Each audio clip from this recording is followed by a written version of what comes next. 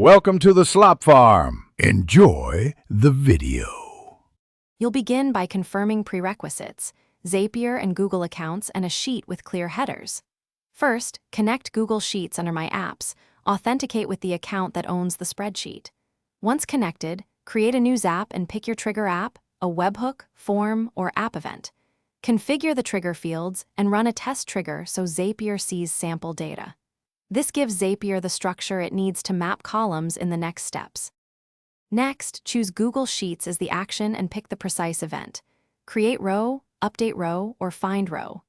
Map each trigger field to the matching sheet column. If you need to reformat dates or split text, insert a formatter step and adjust. Add filters or paths to handle conditional logic, and delay steps if rate limits or timing matter.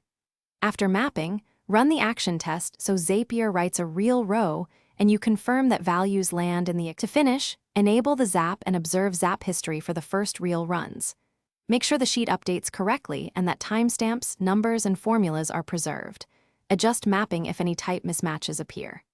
If errors occur, re-authenticate Google Sheets, refresh field lists in the Zap editor, and confirm the header row is static and unique. Finally, add a fallback path or error notification step so you quickly catch future failures and keep the integration reliable. Thanks for watching. Consider subscribing if we helped you today.